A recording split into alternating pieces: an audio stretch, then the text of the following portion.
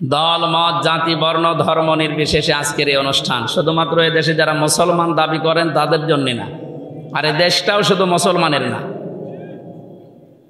যদিও majority minority এই শব্দ নিয়ে আজ অনেকে রাজনীতি করেছে এতদিন, এখনো অনেকে চালাচ্ছে, না, এই শব্দটা ভুল। এই দেশে যে জন্ম নেবে সে দেশের বৈধ এবং গর্বিত নাগরিক। কথা বলেন না কেন? এ দেশের প্রতি আমার যেমন দরদ আছে, অধিকার আছে, অন্য ধর্মে যারা আছে তাদেরও ঠিক ওই রকম হক আছে, অধিকার আছে, আরও তাদের হক বেশি।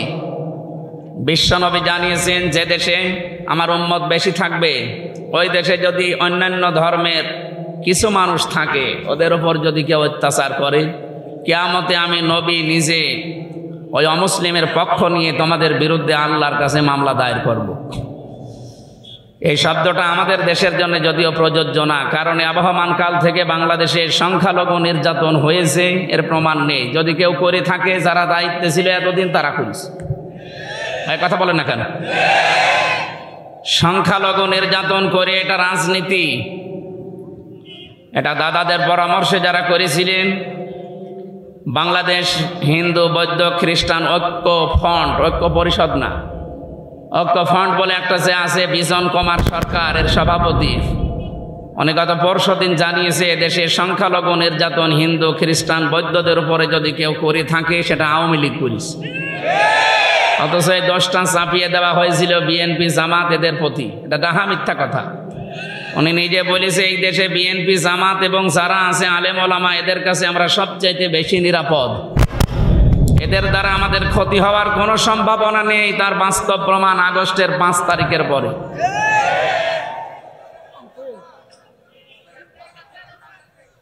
কে বলে? কিছুই করার নেই, হয় বসেন নাই বাড়ি চলে যান, কিচ্ছু করা যাবে না, এখন ডিস্টার্ব করলে হবে না, বসেন।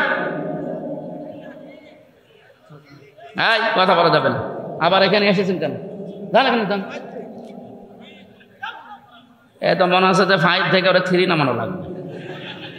ও শুনবে না, দেখেন ও মনে হয় যে বান্ধবী এসেছে গল্প করবে।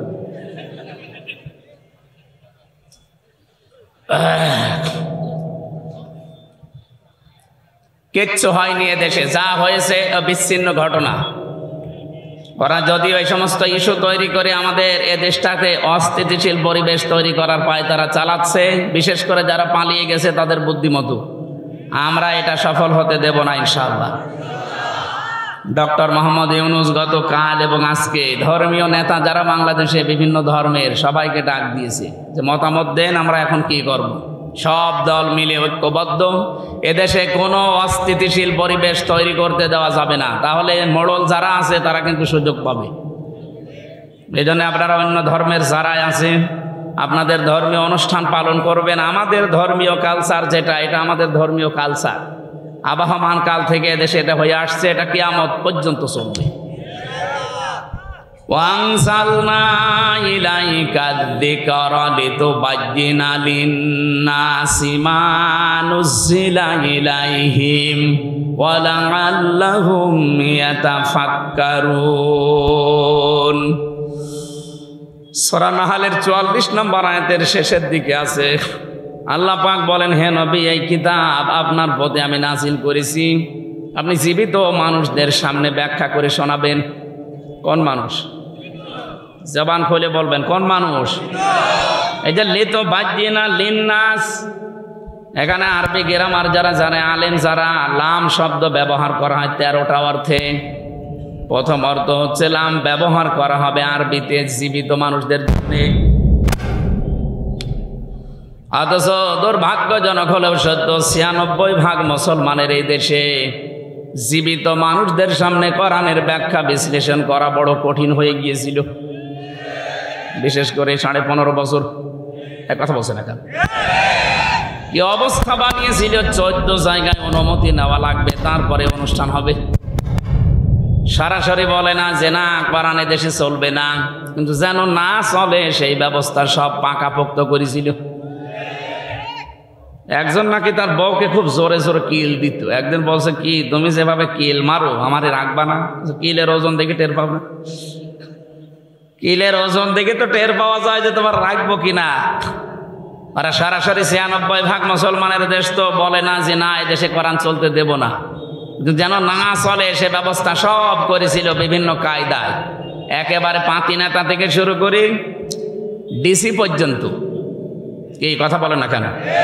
এমনকি ডিসি, এসপি, টিওনো, ওসি সবাই পারমিশন দিলেও অনেক জেলায় এমন মানুষও ছিল এ মানুষগুলো অনুমতি দিতে চাইতো না।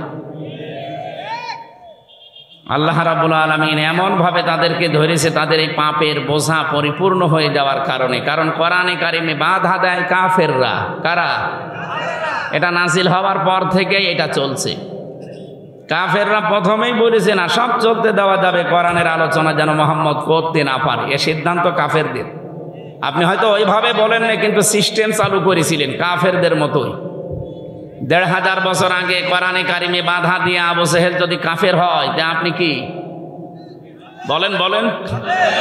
অনেকে বলে হ্যাঁ আবু জেহেলের সাথে তুলনা দিচ্ছেন, আবু জেহেল আল্লাহকে মানতো। আরে ভাই, কাবা শরীফের সভাপতি ছিল, আপনি তো নওগাঁ মসজিদের সভাপতি, আপনাকে কেউ চেনেই না। আর আবু জেহেল কোন মসজিদের? কাবা শরীফের সভাপতিও। হাজিদের পানি পান করাতো ধান্দায়। কিসে? টাকা পয়সা কামাই করার জন্য হাজিদের খেদমত করত ওর লোকজন দিয়ে। ২ নম্বরে ওকে যদি কেউ জিজ্ঞাসা করতো আল্লাহ বলতে কেউ আছে, ও শুধু বলে না যে আছে, কোরআনে কারিম ওর এই কথা কোট করেছে, ওয়ালা ইন সাআলতাহুম মান খালাকাস সামাওয়াতি ওয়াল আরদা লা ইয়াকুলুনাল্লাহ। কয়েক জায়গায় আল্লাহ একটা দিয়ে জানিয়েছেন, হে নবী ওদেরকে যদি জিজ্ঞাসা করেন আসমান আর জমিন কে বানিয়েছে, লা ইয়াকুলুনাল্লাহ, লামে তাকিদ নুনে সাকিলা, আল্লাহ গ্যারান্টি দিয়ে বলছে আবু জেহেল ওই কথা বলতো যে আল্লাহ বানিয়েছে। কে বানিয়েছে? তাহলে আল্লাহ একজন আছে ও বিশ্বাস করতো না? কথা বলে না কেন? করতো মানে আমাদের মতো হালকা বিশ্বাস না। ওই দিন বদরের ময়দানে যাবে, ওই দিন বদরের যাওয়ার আগে কাবার গেলাম না। এখানে তো ডিস্টার্ব হচ্ছে ভাই, আমি আলোচনা বন্ধ করে দিই, হবে না? না হয় আপনি করেন না, আমি চলে যাচ্ছি, কথা বলা যাবে না। আমি আর কি মারছি নাকি? আপনি একটা বিষয় বসবেন না, আপনি বসে আছেন কোন কারণে? না না না, বোঝা লাগবে ভাই, আপনি মাহফিল দিয়েছেন তাই কি? কেউ যেন না আসে আপনার কাছে, আর যে আসবে 1 ঘন্টা পরে আসবে না। আমি ডিস্টার্ব হলে কথা বোঝাতে পারি না ভাই, এটা আমার মনে হয় অপারগতা, কথা বলা যাবে না। আমি দুঃখ প্রকাশ করছি, কিন্তু কথা বলা যাবে না। যাই করেন কথা এখানে যেন না আসে। কিছু সূক্ষ্ম বিষয় সামনে আসবে, তো এই জন্য বারবার আমি মনোযোগ এই দিকে নিচ্ছি। এখানে বসবেন না, সকালবেলা বলবেন কি বলে গেল বুঝলাম না। আপনি বসবেন কি? গরম তো গল্প করছিলেন।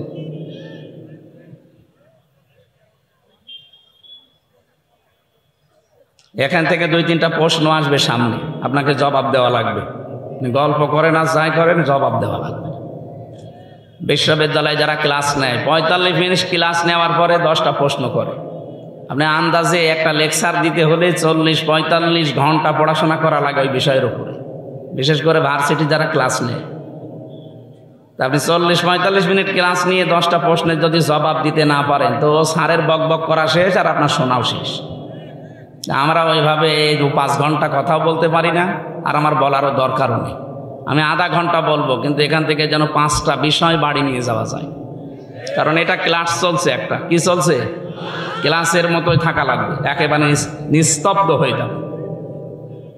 বলেন আবু জেহেলের উদাহরণটা দিলাম কেন? কাবার গিলাফ ধরে কাঁদছিল সকালবেলা, 17 রমজান মাসে সকালবেলা সবাই তাওয়াফ করছে কাবা শরীফ উলঙ্গ হয়ে, আরও নিজে যেয়ে কাবার গিলাফ, যেটা মুলতাজাম বলে, যেখানে দোয়া করলে কবুল হয়, ওই দরজার সামনে দাঁড়িয়ে বলছে কাবার মালিক তুমি আসো, আমি জানি আমি মুহাম্মদের বিরুদ্ধে যাচ্ছি অস্ত্র নিয়ে বদরের ময়দানে যুদ্ধ করার জন্য। সত্যের পক্ষে যে আছে তাকে তুমি বিজয় দিয়ে দিও। আবু জেহেলের দোয়া কবুল হয়ে গেছে। বলেন তো, ও যদি আল্লাহ একজন আছে বিশ্বাসই না করবে, ও কাবার গিলাফ ধরে কাঁদবে কোন কারণে? বলেন।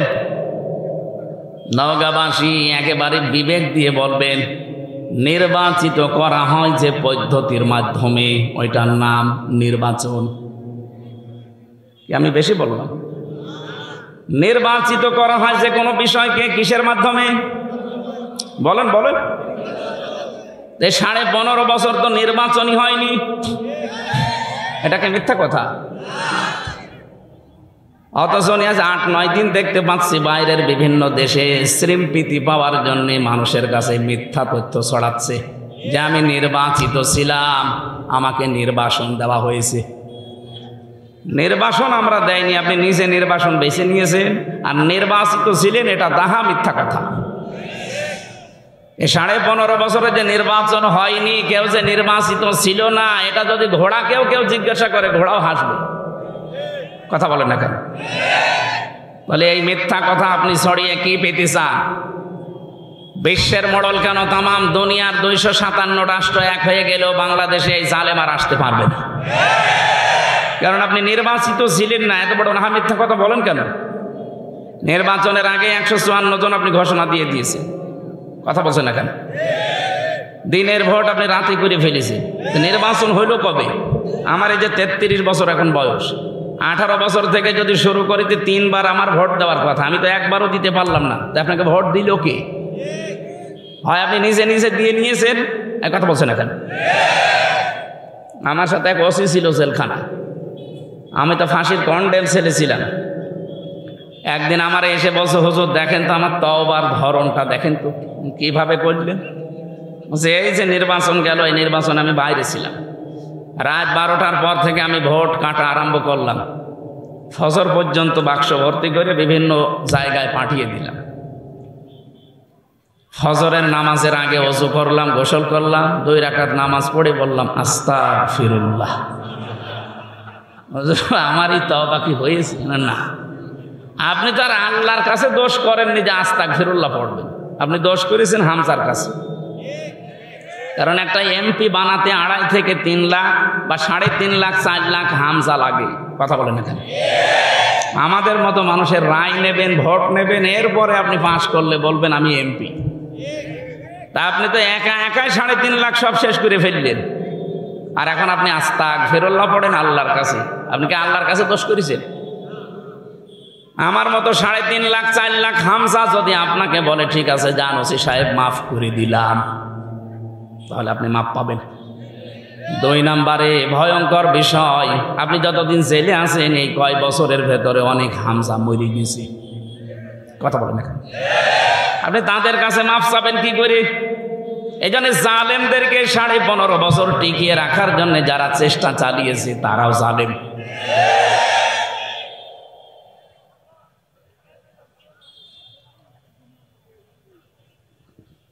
বলেন তো, ওসি সাহেবের যে তওবার ধরন বললো, ওকে তওবা বলে নাই আর কি বলে?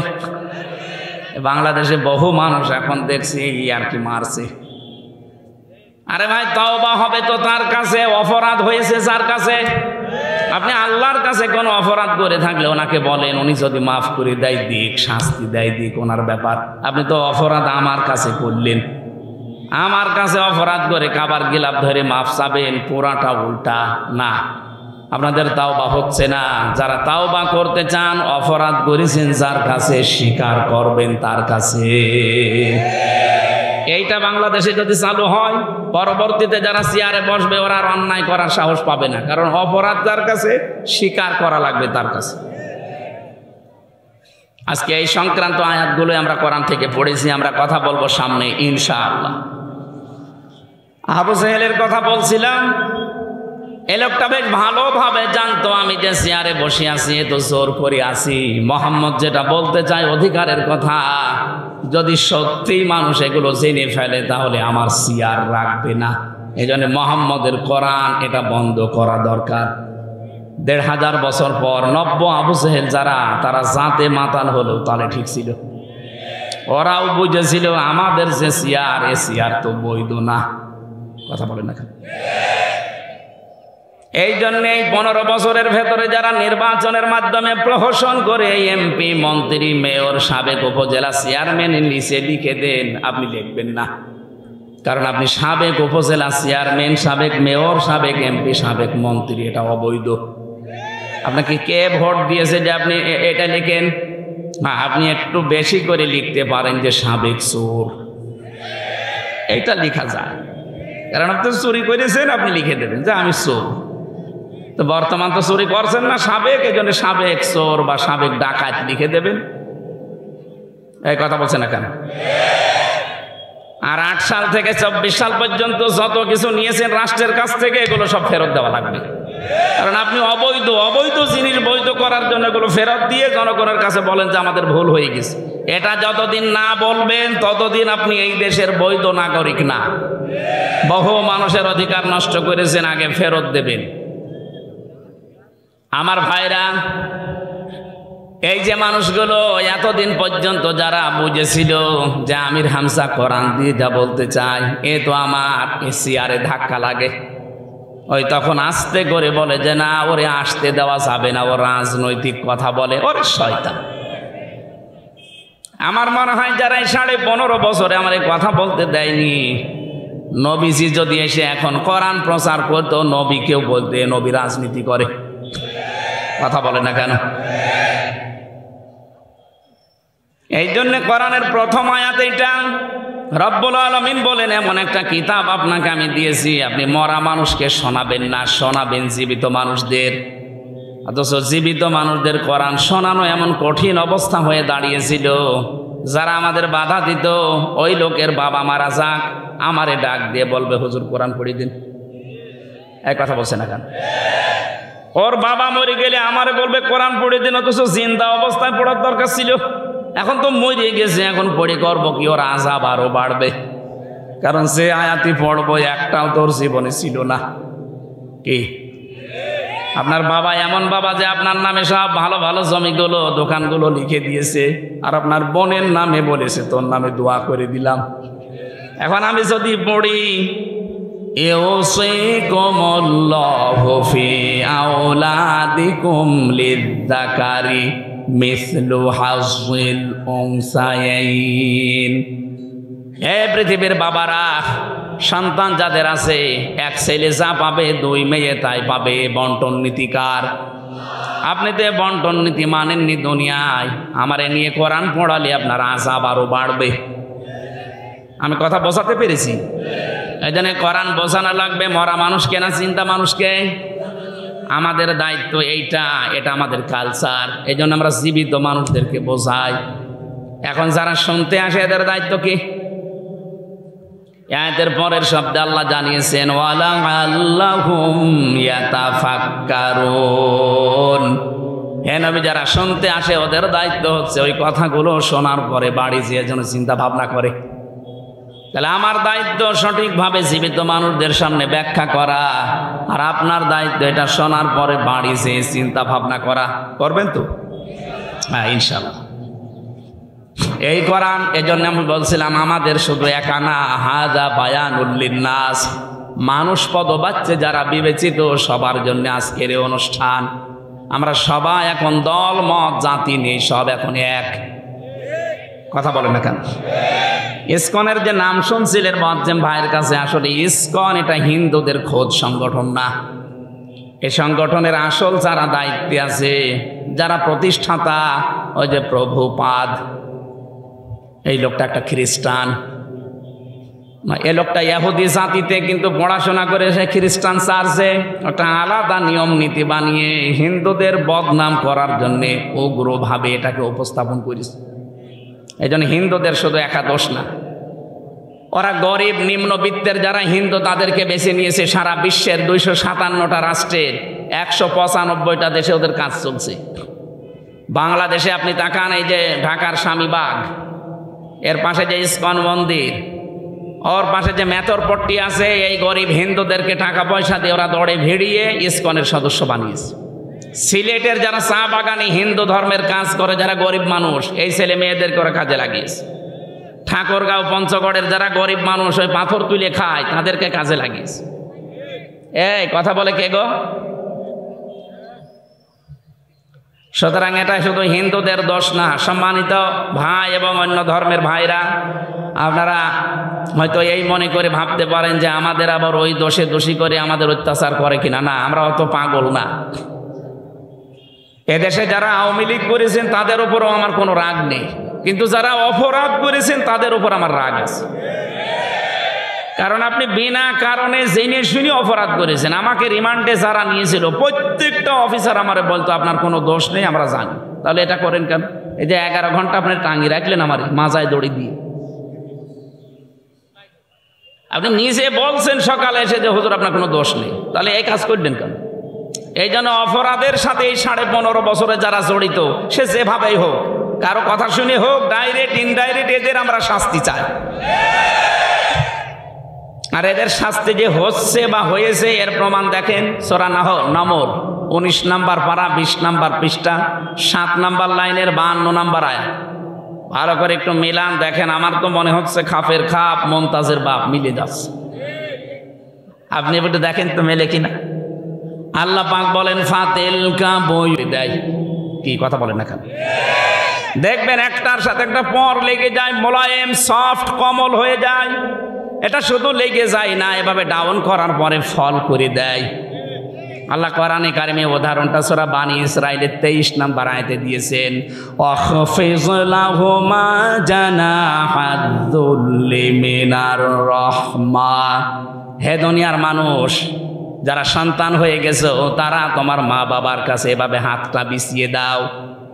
এখানে আল্লাহ যদিও জানাহন দিয়েছেন ডানা, আমাদের পৃথিবীতে কোনো মানুষের ডানা হয় না, হয় আমাদের হয় হাত।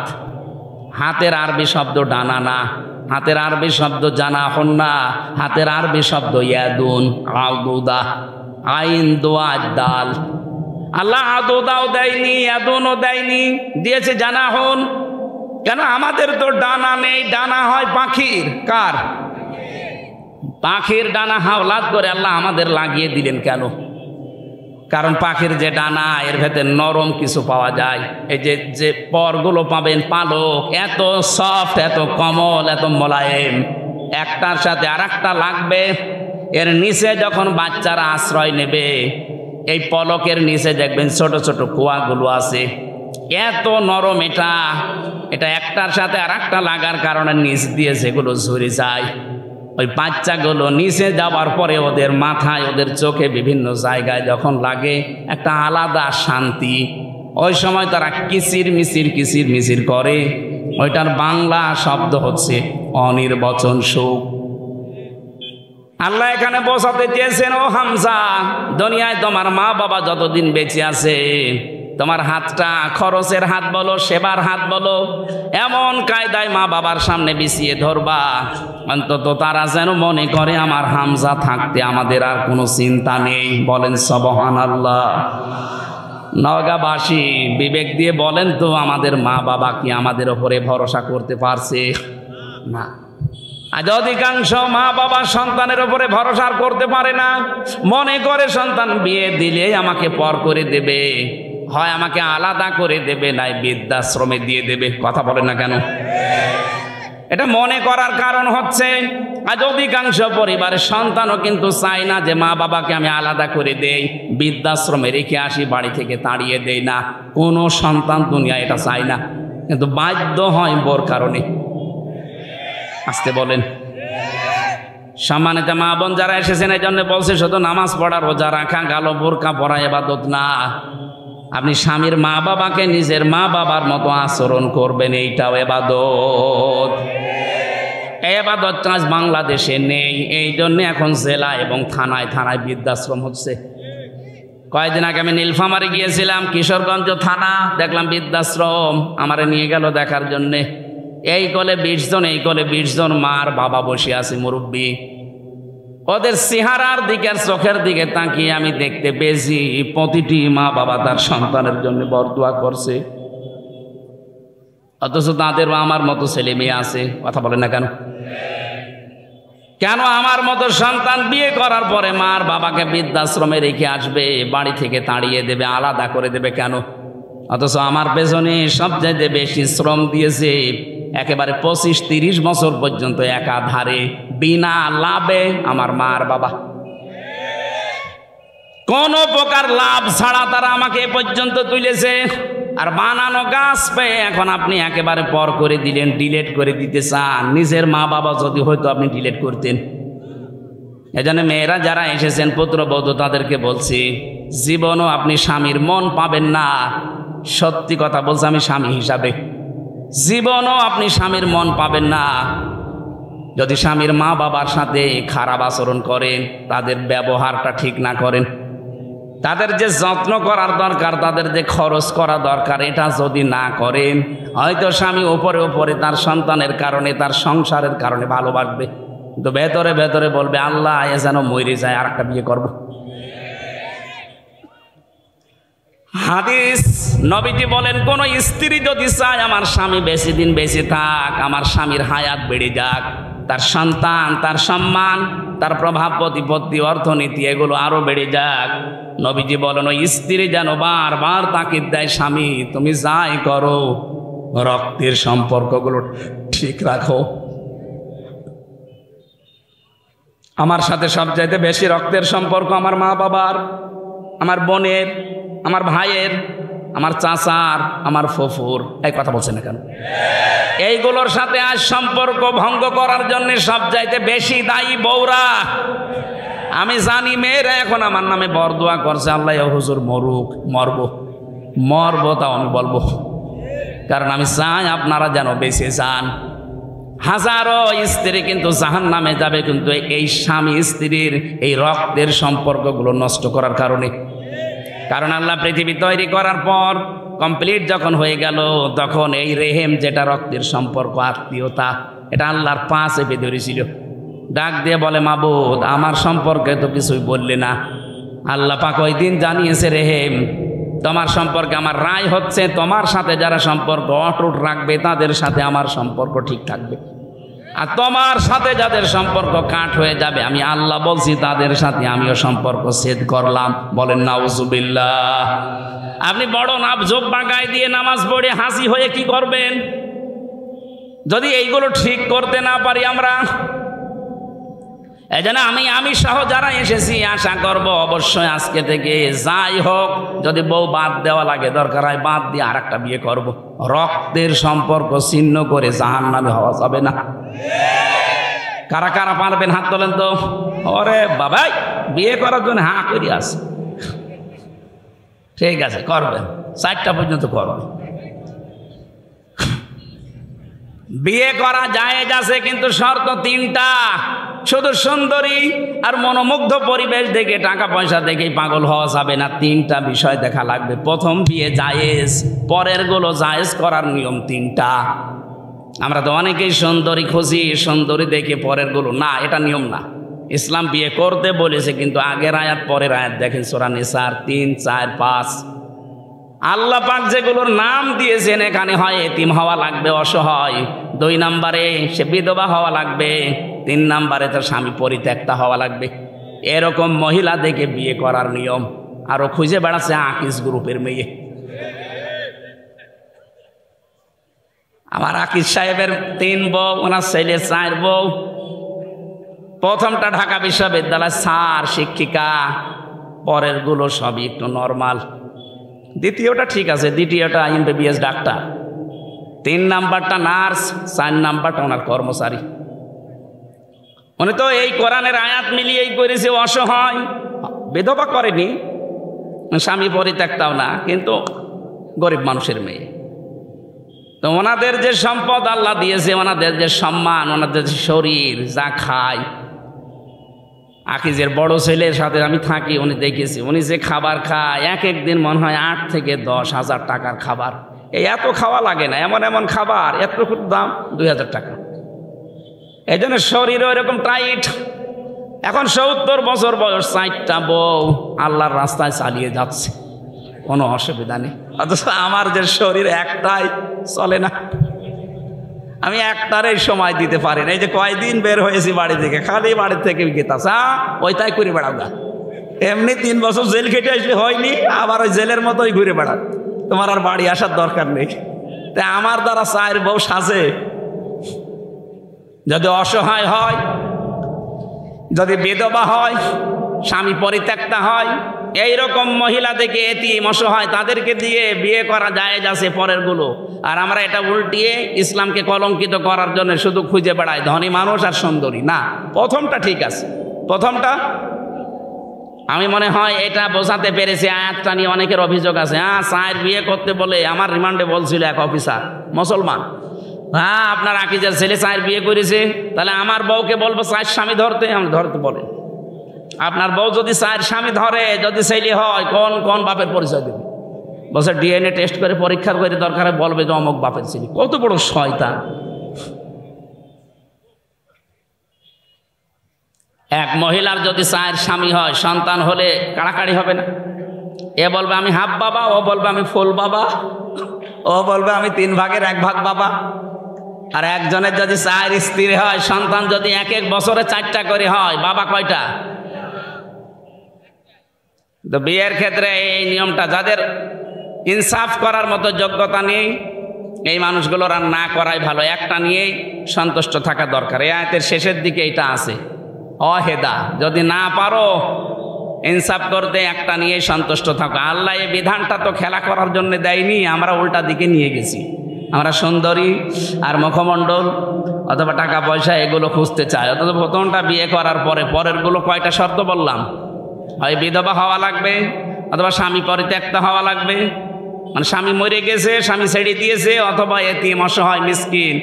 এইরকম মানুষগুলোকে দেখে আপনি সমাজে যেন বিশৃঙ্খলা বা জেনা ছড়িয়ে না পড়ে, এই জন্য আপনাকে আশ্রয় দেওয়ার জন্য বিয়ে করার নিয়ম। আমি যেটা বলছিলাম, সম্মানিত মা বোনেরা, আপনাদেরকে আমি অনেক ভালোবাসি, চাই আপনি বেঁচে যান। এই জন্য আগামী থেকে দুনিয়া যেহেতু থাকার জায়গা না, আপনিও যাবেন, আমিও চলে যাব। 100 বছর পরে এখানে যারা আছি একজনও থাকবো না। কথা বলেন না কেন? বলেন তো, 100 বছর পরে যদি কেউ এই নওগাঁর, এই যে কি কান্দি যেন দেখলাম, এই গ্রামে এসে যদি বলে এই বাড়ি আমার, ওখানে যারা বসবাস করবে সত্যি করে বলেন আপনাকে উঠতে দেবে? 100 বছর পরে আপনি ঘুরে এসে দেখেন আপনাকে উঠতে দেবে না? বলবে কে আপনি? আপনি যদি বলেন এই বাড়ি আমি বানিয়েছিলাম 2 তলা, বলবে ইয়ার কি মারেন, থাকার জায়গা হচ্ছে না বলে ভণ্ডামি করেন। যান মসজিদের বারান্দায় রাত্রে গিয়ে থাকেন, সকালে ফুটে পড়েন। এইটা দুনিয়া, এটা কি? এইটুকুর জন্য আপনি কার অধিকার নষ্ট করছেন হিসাব করেন। আপনি তো বাবার অধিকার নষ্ট করবেন না, মায়ের অধিকার, স্ত্রীর অধিকার, সন্তানের হক আদায় করবেন। এই কারণে যেন এইটা দিয়ে আখেরাত তৈরি হয়। আমাদের আসল টার্গেট কি? আখেরাত। বলেন বলেন। আল্লাহ রাব্বুল আলামিন বলেন এই যে জবাব দেওয়া লাগবে, হিসাব দেওয়া লাগবে, এটা যারা অস্বীকার করেছিল এই মানুষগুলোকে এই সীমা লঙ্ঘনের কারণে এমন পর্যায়ে আমি পৌঁছিয়েছি। আপনি তাকান, বিচারের যে সিস্টেম আমি তুলে এনেছিলাম কোরআন দিয়ে, প্রথমে আল্লাহ বিচার সাজাবে আপনাকে দিয়ে একা একা। অকুল্লুহুম আতিহি ইয়াউমাল কিয়ামাতি ফারদা। কিয়ামতের সর্বপ্রথম আল্লাহ বিচারের রায় দেবে আপনাকে একা ডাক দিয়ে। কয়জন করি? দ্বিতীয় নম্বরে ডাকবে হচ্ছে ইয়াউমা নাদউ কুল্লা উনাসিম বিইমামিহিম, আপনার নেতার সাথে ডাকবে। 3 নম্বরে এবার সবার সামনে ডাকবে। ওই যে বিচার ব্যবস্থায় বললাম আল্লাহ কোনো অবিচার করেন না, ন্যায় বিচার করলে কেউ বাঁচবে না, জান্নাতে যেতে পারবে না। হ্যাঁ, যদি উনি মাফ করে দেয়, এইটাই পদ্ধতি। এই পদ্ধতিটা তাফসিরে পড়েছি। আল্লাহ যদি আমাকে মাফ করতে চায়, ঘিরে ফেলবেন ময়দানে মাহশারে, এটা কুদরতি চাদর দিয়ে সবার চক্ষু থেকে আড়াল করে আমাকে ঘিরে ফেলবেন। ডাক দিয়ে বলবে এটা করেছিলি, এইটা করেছিলি, সবগুলো আমার চোখের সামনে ভিডিও ক্লিপ আকারে উনি দেখাবে, বলবে এই যে দেখ এটা করেছিলি। অস্বীকার করার কিচ্ছু নেই, বাধ্য হয়ে মাথা নিচু করে বলা লাগবে আল্লাহ আমার ভুল হয়ে গেছে।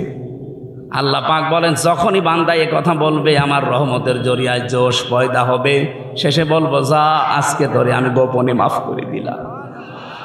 এইটা দরকার জীবনে, এইটা যদি আমাদের জীবনে এসে যায়, আমাদের জীবন সাকসেস। ফামান যুহজিহানিন নারি ওয়া উদখিলাল জান্নাতা ফাকাদ ফাজ ওমাল হায়াতুদ দুনিয়া ইল্লা মাতাউল গুরুর। সূরা আলে ইমরান 4 নম্বর পারা 13 নম্বর পৃষ্ঠার 12 নম্বর লাইনের 85 নম্বর আয়াতের শেষের দিকে আছে 185। আল্লাহ পাক বলেন জীবনের হার জিত মানুষ বোঝে না, আসল মানুষের হার জিতের জীবন ওইটা যাকে কিয়ামতে আমি আল্লাহ মাফ করে দিয়ে বলবো যা জান্নাতে চলে যা, এই লোকটার জীবনই সফল। এরকম একটা জীবন তৈরি করার জন্য আখিরাত ভিত্তিক গঠন করার তৌফিক আল্লাহ যেন দান করেন, বলেন আমিন। আল্লাহুম্মা আমিন। লা ইলাহা ইল্লা আনতা সুবহানাকা ইন্নী কুনতু মিনাজ জালিমিন। রব্বুল আলামিন, 2 দিন ব্যাপী তাফসীর মাহফিলে নওগাঁর এই মাটিতে বসে আমরা দোয়া করছি। সারাটা জীবন অপরাধ করে জীবনটা আমরা নষ্ট করে ফেলেছি। আল্লাহ আমাদের গুনার দিকে তাকিও না, তোমার রহমতের দিকে তাকাও, জিন্দেগীর গুনাহগুলো মাফ করে দাও। সারাটা জীবন অপরাধ করে আমাদের জীবন শেষ হয়ে গেছে। কিছু বলবেন?